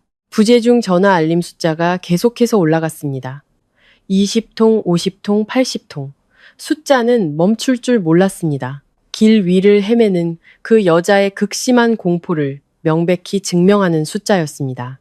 김 여사는 자신이 통제할 수 있다고 믿는 유일한 구명줄에 미친 듯이 매달리고 있었습니다. 하지만 그녀는 그 구명줄에 이미 구멍이 났으며 그 바늘을 든 사람이 바로 저라는 사실을 알지 못했습니다. 빗발치는 전화를 보며 저는 몇 년 전 추운 겨울밤을 떠올리지 않을 수 없었습니다. 그때 진우는 출장을 간다고 거짓말을 하고 사실은 내연녀와 모텔에서 시간을 보내고 있었습니다. 집에 있던 김 여사는 갑자기 급성 위경련을 일으켰습니다. 한밤중에 구급차를 부르고 병원까지 혼자 그녀를 부축한 사람은 저였습니다. 삭막한 병원 복도에서 저는 상황을 알리기 위해 진우에게 수백 통의 전화를 걸었지만 그는 전원을 꺼두었습니다. 김 여사가 그토록 자랑하던 시댁 친척들에게 전화했지만 모두 집이 멀다 아프다는 핑계로 병원에 오는 것을 거절했습니다. 그날 밤 저는 병원 의자에 주저앉아 지독한 외로움과 서러움 속에서 시간이 흐르기만을 기다렸습니다. 이제 상황은 역전되었습니다. 김 여사는 도움을 청하기 위해 전화를 걸어도 아무도 응답하지 않는 그 무력하고 절망적인 기분을 똑같이 맛보고 있었습니다. 부재중 전화가 100통을 넘어섰을 때 전화는 한동안 잠잠해졌습니다. 아마 김 여사는 제게 전화하는 것이 소용없다는 것을 깨달았거나 다른 사람들에게로 방향을 틀었을 겁니다. 저는 그녀가 누구에게 전화할지 뻔히 알고 있었습니다. 첫 번째는 분명 그녀의 금지옥엽, 위대한 자랑거리인 아들 진우일 것입니다. 하지만 진우가 뭘 할 수 있겠습니까? 그는 아내에게 기생하며 사는 비겁한 남자일 뿐입니다. 그의 월급은 자신의 용돈과 내연녀에게 쓰기에도 부족한데 어머니를 구할 억대 돈이 어디 있겠습니까? 게다가 겁이 많은 성격에 어머니가 도박 비디억을 졌다는 소식을 들으면 아마 겁에 질려 문을 걸어 잠그고 이불 속에서 떨고 있을 겁니다. 어머니를 찾아 길을 나설 생각은 꿈에도 못할 것입니다. 진우 다음에는 그녀가 항상 제 명품을 몰래 빼돌려주던 여동생, 즉 이모에게 전화할 것입니다. 이모는 항상 언니가 복이 많다고 아첨하며 온갖 것을 얻어냈지만 돈 문제, 특히 조폭과 얽힌 거액에 비답해서는 분명 모른 척할 것입니다. 그 다음은 시댁의 삼촌, 숙모들일 겁니다. 그들은 해마다 김 여사의 집에 모여 공짜밥을 얻어먹으며 그녀의 씀씀이를 칭찬했지만 속으로는 모두 그녀의 도박 중독과 허세를 잘 알고 있었습니다. 그들이 김 여사에게 돈을 빌리는 것은 가능해도 그들이 주머니를 털어 그녀를 구하는 것은 하늘의 별 따기보다 어려울 것입니다. 15분 후 제 휴대폰 화면이 다시 켜졌습니다. 또 김 여사의 번호였습니다. 그녀는 지구 한 바퀴를 돌며 전화번호부를 샅샅이 뒤져 전화를 걸고 뼈 시린 냉대만을 받은 끝에 결국 다시 이서윤이라는 이름으로 돌아온 모양입니다. 저는 어둠 속에 조용히 앉아 물컵을 들어 한 모금 마셨습니다. 차가운 물이 목을 타고 내려갔습니다. 화면의 부재중 전화 숫자는 136에서 멈췄습니다. 고요한 밤에 울려 퍼진 136번의 절망적인 전화. 각 전화는 궁지에 몰린 탐욕의 비명이었습니다.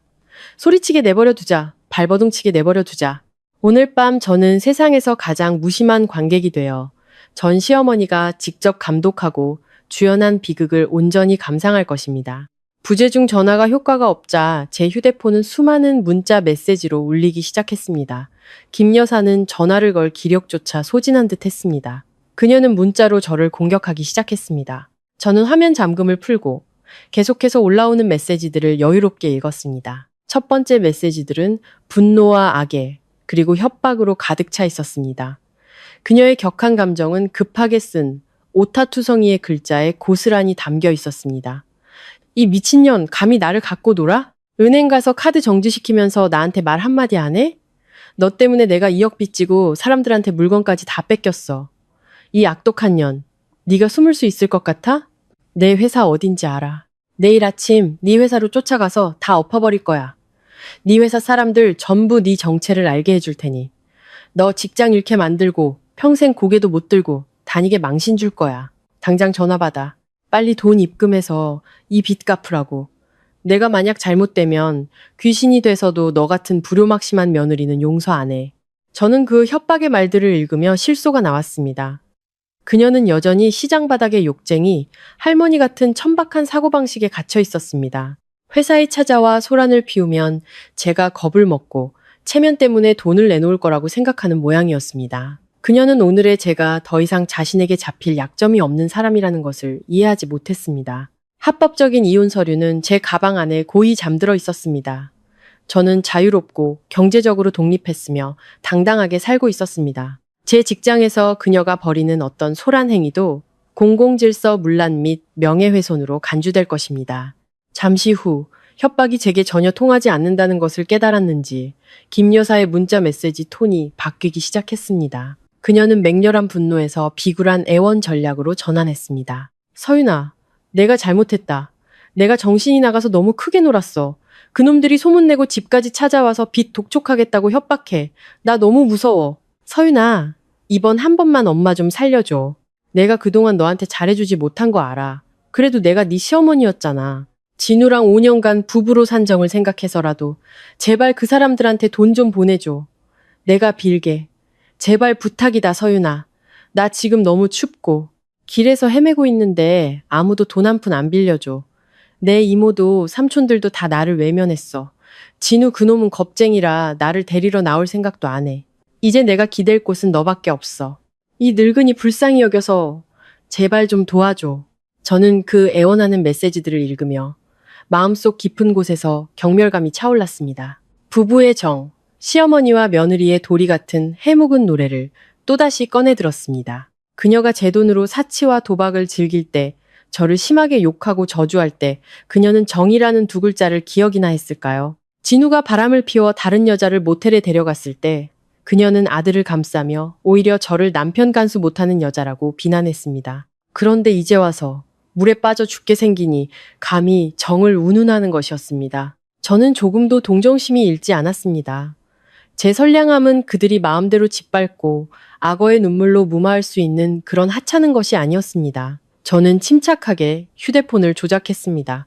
협박 메시지, 욕설, 그리고 애원과 잘못을 비는 메시지까지 모든 것을 화면 캡처하여 선명하게 저장했습니다. 저는 이 모든 캡처 사진을 지수가 보내준 음성 메시지와 함께 진실이라는 이름의 폴더에 모았습니다.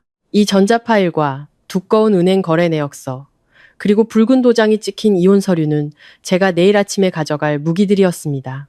스캔들을 일으키기 위함이 아니라 김 여사가 선을 넘었을 때 제 자신을 보호하기 위함이었습니다. 눈부신 아침 햇살이 얇은 커튼을 뚫고 들어와 저를 깨웠습니다. 이상하리만치 상쾌한 기분이었습니다. 예전처럼 비좁은 부엌에서 허둥지둥 아침을 준비하고 김 여사의 잔소리를 견뎌야 했던 아침과는 달랐습니다. 오늘 저는 여유롭게 블랙커피를 내리고 토스트 몇 조각과 함께 아침을 즐겼습니다. 저는 드레스룸으로 들어가 아주 세련된 남색 정장과 권위 있어 보이는 검은색 하이힐을 골랐습니다.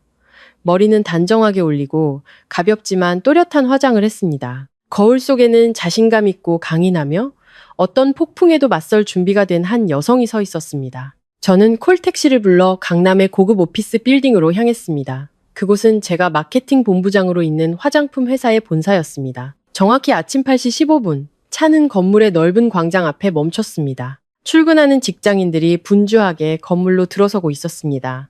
차에서 내리자마자 저는 건물 앞 화단 근처에서 서성이는 익숙하지만 몹시 초라한 모습을 즉시 알아차렸습니다. 바로 김 여사였습니다. 자세히 보지 않았다면 어젯밤 VIP 도박장에서 명품 백을 들고 거들먹거리던 그 귀부인이라고 아무도 알아보지 못했을 겁니다. 그녀의 옷은 구겨지고 밤새 노숙한 탓에 먼지로 더러워져 있었습니다. 공들여 말았던 파마머리는 까치집처럼 헝클어져 있었습니다. 그녀의 눈은 퉁퉁 부어 붉은 핏줄이 서 있었고 뜬 눈으로 밤을 새운 사람의 극심한 피로와 초췌함이 역력했습니다. 저를 보자마자 김 여사의 눈은 먹이를 발견한 맹수처럼 번뜩였습니다. 그녀는 체면도 잊은 채 제게 맹렬히 돌진했습니다. 그녀의 두 손은 제가 들고 있는 비싼 핸드백을 향했고 입에서는 날카로운 비명이 터져 나왔습니다. 내 돈 내놔! 이 나쁜 년아! 당장 카드 내놓으라고! 네가 날 죽이려고 작정했어? 그녀는 돈이나 서류를 찾기 위해 제 가방을 빼앗으려 했지만 저는 이미 준비가 되어 있었습니다. 저는 재빨리 한 걸음 물러서며 몸을 돌려 그녀의 공격을 피했습니다. 균형을 잃고 기력이 쇠한 김 여사는 휘청거리다 그대로 회사의 차가운 대리석 바닥에 넘어졌습니다. 넘어진 것이 아프지는 않았겠지만 그녀의 자존심과 교활함에 불을 지폈습니다.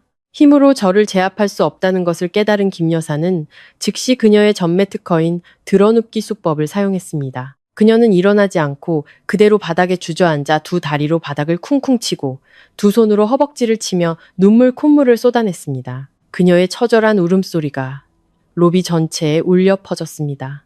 아이고 세상 사람들 여기 와서 좀 보세요. 이서윤 본부장의 진짜 얼굴 좀 보라고요.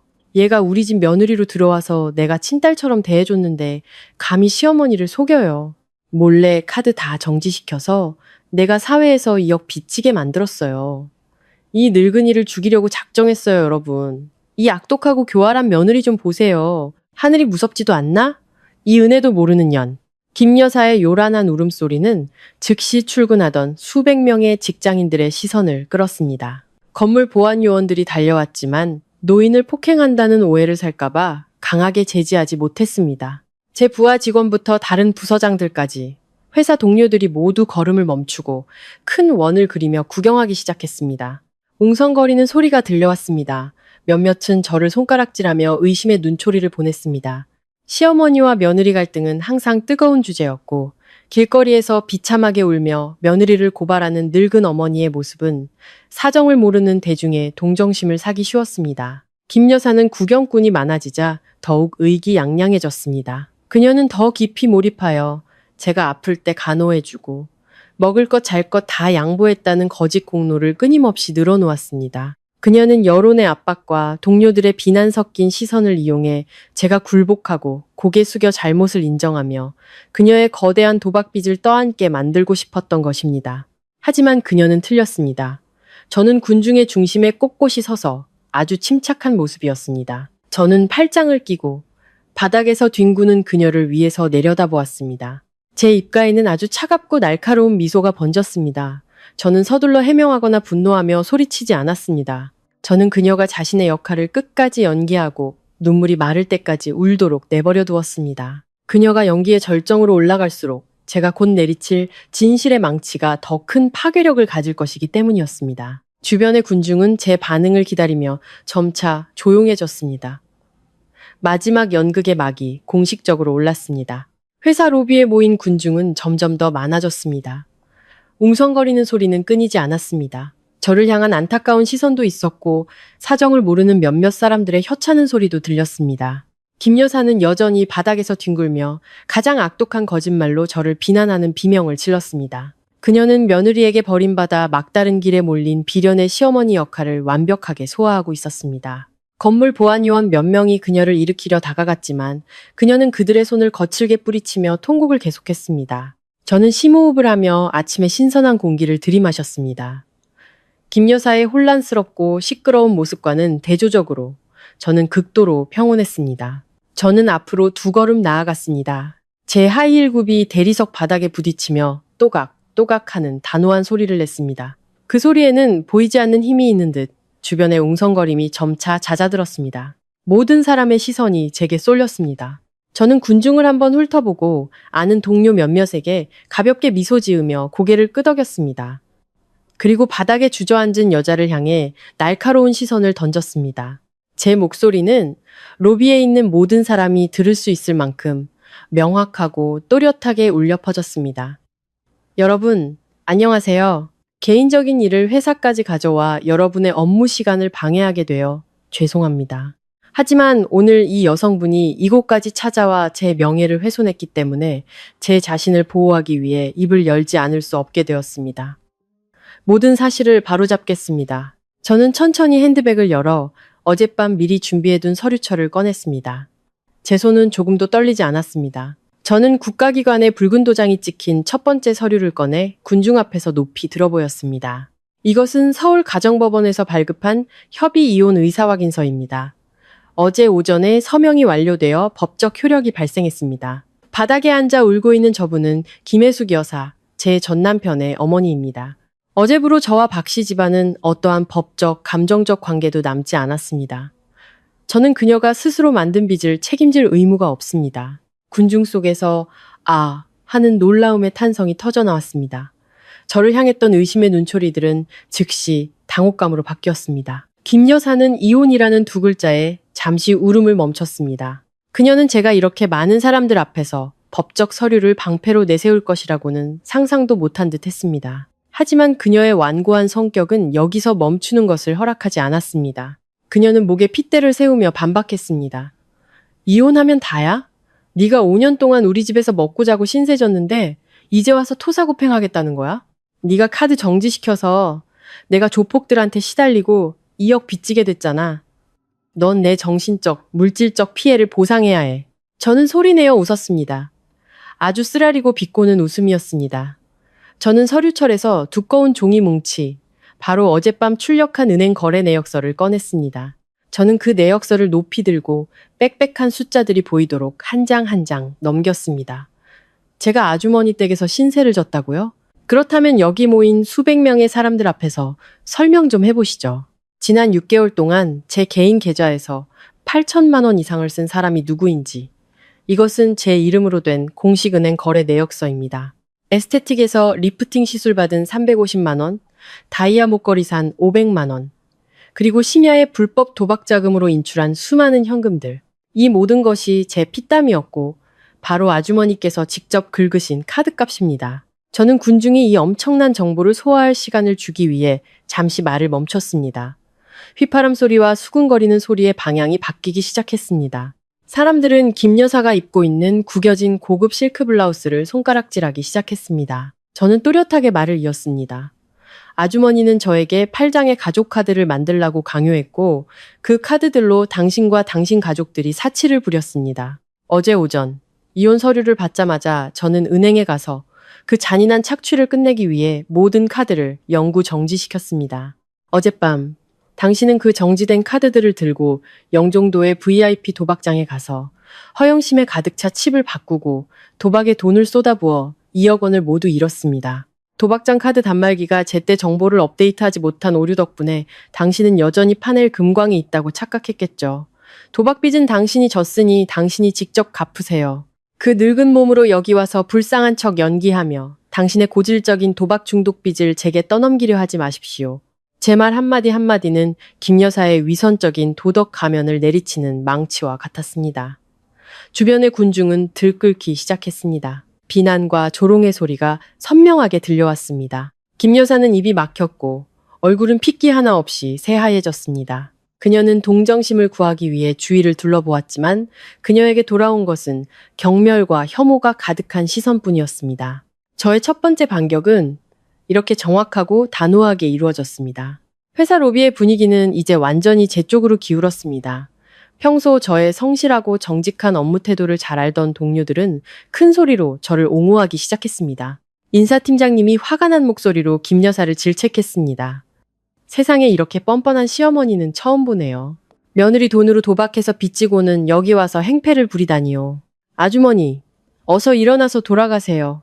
남의 직장에서 소란 피우지 마시고요. 김 여사는 완전히 공황 상태에 빠졌습니다. 그녀는 자신의 가련한 가면이 수백 명의 사람들 앞에서 무참히 찢겨나갈 줄은 꿈에도 몰랐을 겁니다. 하지만 궁지에 몰린 짐승처럼 그녀는 마지막 남은 체면이라도 지키려는 듯 발악하며 부인했습니다. 그녀는 비틀거리며 일어나 제 얼굴을 손가락으로 가리키며 소리쳤습니다. 여러분, 저 여자 말 믿지 마세요. 저 서류 뭉치 다 가짜예요. 제가 본부장이니까 사람 시켜서 서류 위조해서 나한테 누명 씌우는 거라고요. 나는 점잖은 사람이에요. 친구들이랑 교양 있게 만나는 거지. 도박 같은 거 한 적 없어요. 저게 다 남편 키워준 은혜 갚기 싫어서 지어내는 소리예요. 그녀가 뻔뻔하게 부인하는 것을 듣고도 저는 전혀 동요하지 않았습니다. 이 시나리오는 이미 예상하고 있었습니다. 이 여자는 관을 보기 전에는 눈물을 흘리지 않을 사람이었습니다. 저는 서류철을 다시 가방에 넣고 여유롭게 휴대폰을 꺼냈습니다. 저는 건물 보안팀장을 향해 정중하게 미소 지었습니다.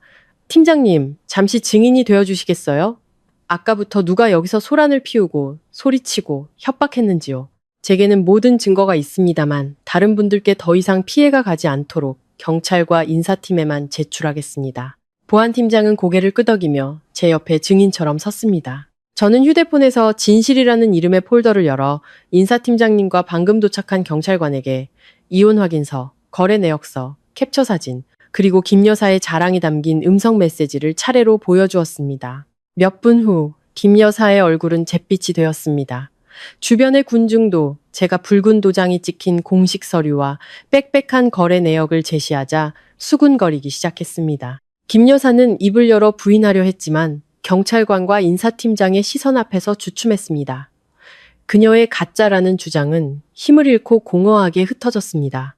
큰 소리를 낼 필요도 망신을 줄 필요도 없었습니다. 오직 진실, 서류, 그리고 증인만으로 충분했습니다. 거기서 멈추지 않고 저는 그녀가 심야에 보낸 협박 메시지들을 또렷하게 읽어내려갔습니다. 네가 숨을 수 있을 것 같아? 네 회사 어딘지 알아. 내일 아침 네 회사로 쫓아가서 다 엎어버릴 거야. 네, 회사 사람들 전부 내 정체를 알게 해줄 테니. 저는 휴대폰을 내리고 보안팀장에게 돌려주었습니다. 김 여사의 눈을 똑바로 쳐다보며 저는 강철 같은 목소리로 말했습니다. 증거가 이렇게 명백한데 아직도 부인하시겠습니까? 당신은 제 돈으로 당신의 추악한 욕망을 채웠습니다.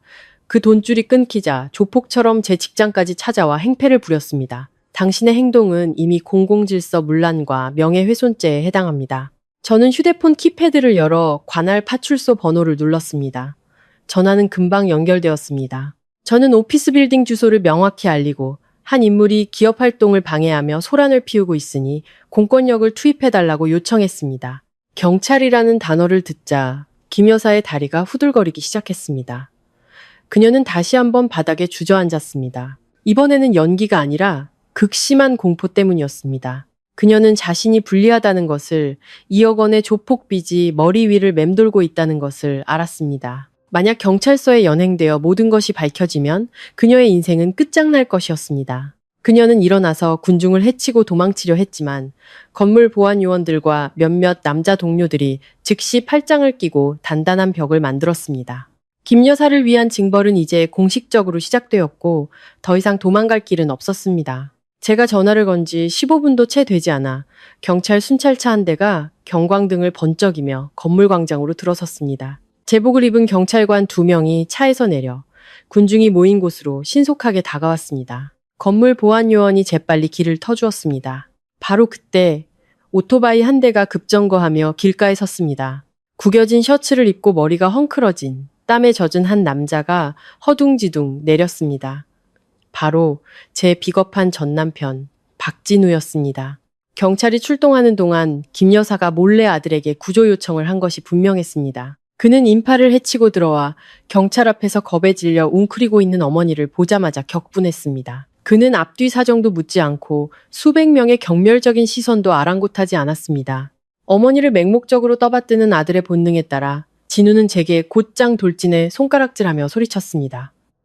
당신 여기서 뭐 하는 짓이야, 이서윤! 부부 사이에 일이 있으면 집에서 조용히 해결해야지. 감히 경찰까지 불러서 우리 엄마를 잡아넣어? 당신 인정머리가 그렇게 없어?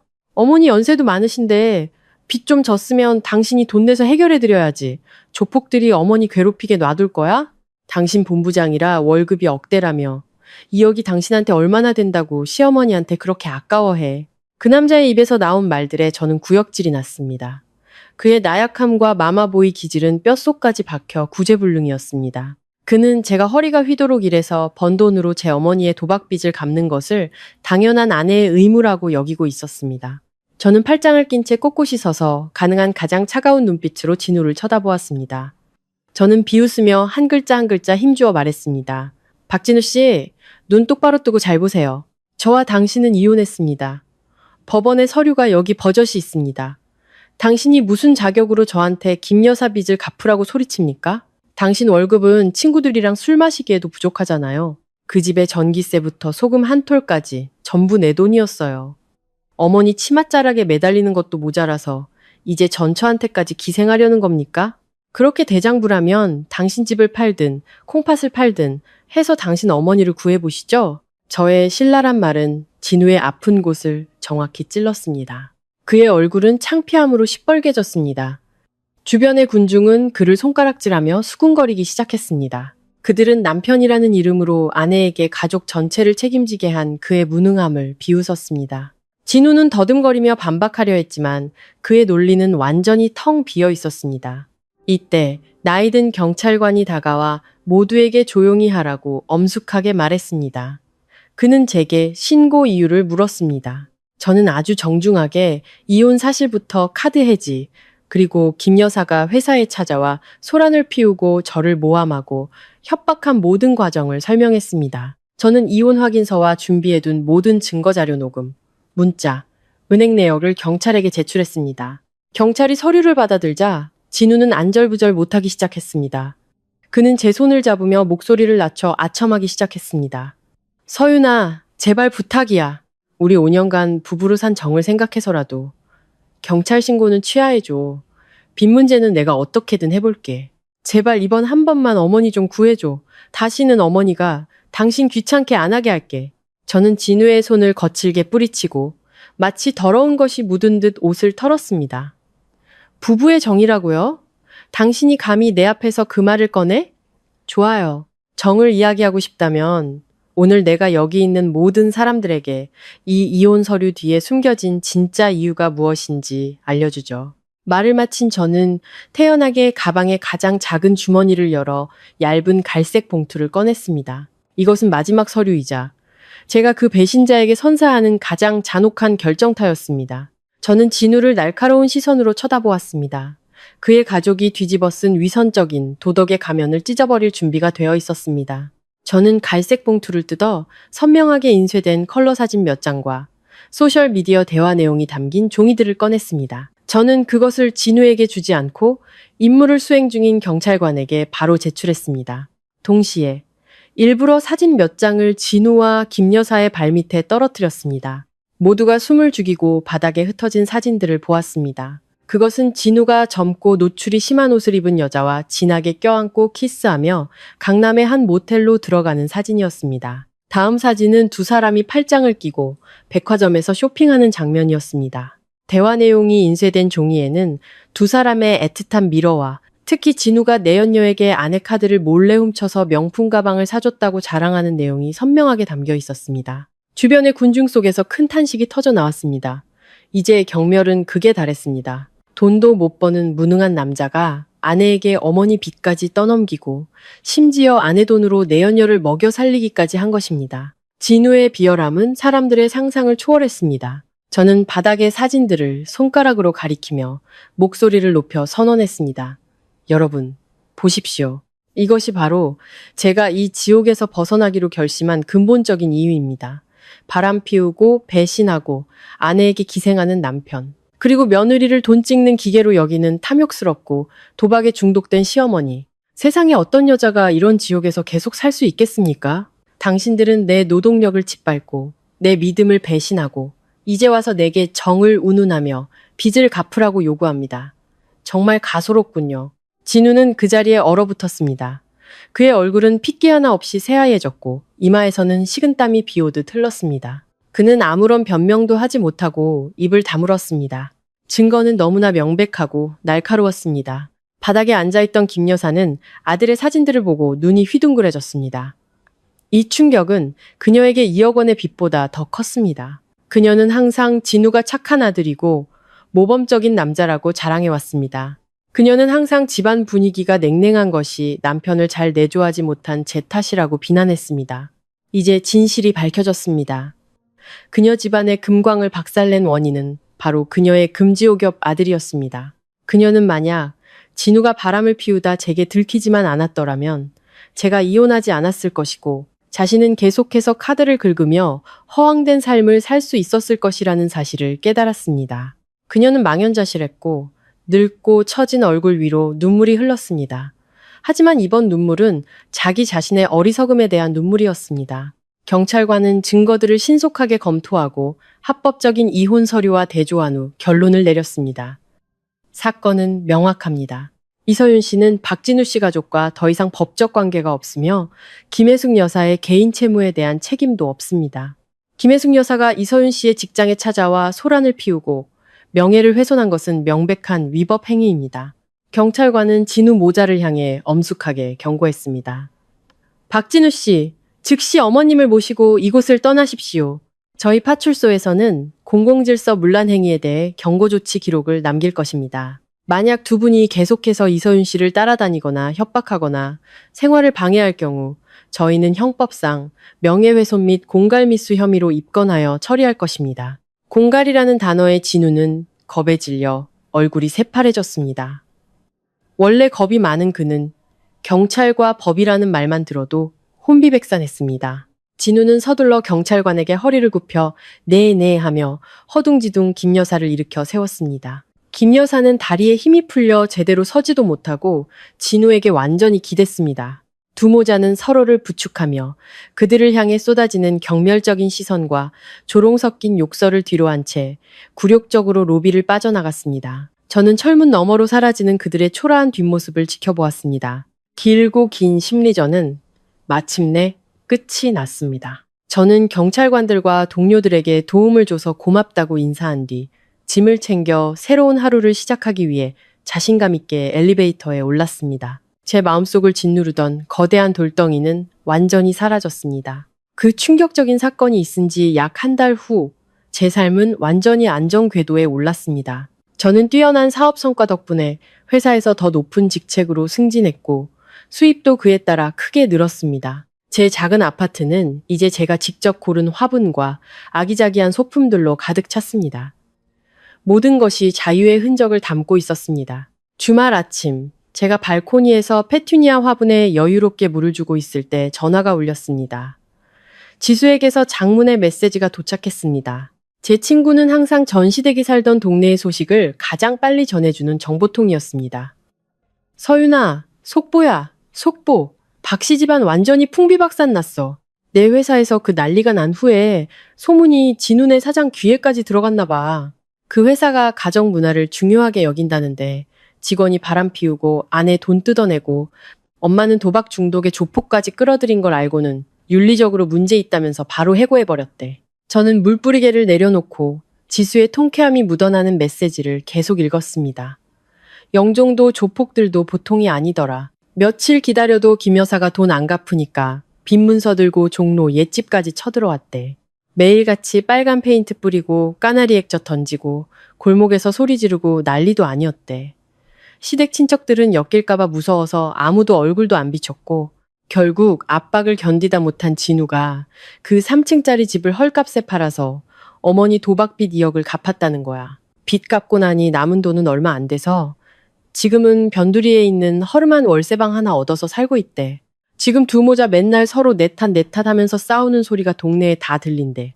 김 여사는 아들이 바람 피워서 돈 많은 며느리 놓쳤다고 욕하고 진우는 엄마가 도박해서 집안 말아먹었다고 원망하고 진짜 쌤통이다 그치? 저는 메시지를 다 읽고 지수에게 고맙다는 의미로 하트 이모티콘을 보냈습니다. 제 마음속에는 동정심도 증오심도 남아있지 않았습니다. 그들 모자의 결말은 탐욕과 거짓 그리고 게으름의 필연적인 결과였습니다. 바람을 심었으니 폭풍을 거두는 것이 당연했습니다. 그들이 스스로 판 깊은 구덩이는 이제 그들 자신의 삶을 묻어버린 무덤이 되었습니다. 저는 거실로 들어가 향긋한 연잎차를 한 잔 따랐습니다. 노트북을 켜고 예전 증거들을 모아두었던 진실이라는 이름의 폴더를 찾았습니다. 마우스 오른쪽 버튼을 클릭하고 영구 삭제를 선택했습니다. 더 이상 과거의 쓰레기들을 간직할 필요가 없었습니다. 그것들은 자신의 유무를 훌륭히 완수했습니다. 저는 모든 옛 연락처를 지우고 제 디지털 공간을 깔끔하게 정리했습니다. 작은 아파트는 아침 햇살 아래 눈부시게 빛났습니다. 서울의 가을 하늘은 잿빛 구름 한 점 없이 맑고 푸르렀습니다. 저는 깊은 숨을 들이쉬며 바람에 섞인 은은한 차 향기를 느꼈습니다. 32살. 저는 감정적으로는 빈손이었지만 정신적으로는 그 누구보다 부유하고 강인한 상태로 인생을 다시 시작했습니다. 썩어빠진 결혼 생활과 비열한 사람들을 뒤로하고 저는 힘차게 앞으로 나아갔습니다. 독립적이고 자립적이며 행복한 여성 이서윤의 새로운 삶은 이제 막 시작되었습니다. 앞으로의 길이 험난할지라도 저는 그 모든 것을 미소로 맞이할 용기가 충분하다는 것을 알고 있었습니다. 폭풍은 멀리 물러가고 그 자리에는 제 영혼을 따뜻하게 데워줄 가장 눈부신 햇살이 비치고 있었습니다. 오늘 이야기는 여기서 마치겠습니다. 지금까지 들어주시고 채널을 응원해주셔서 감사합니다. 여러분의 구독과 관심은 평안한 노년이 앞으로 더 많은 인생 이야기, 가족 이야기, 운명 이야기를 들려드리는 큰 원동력이 됩니다. 다음 편에서 뵙겠습니다.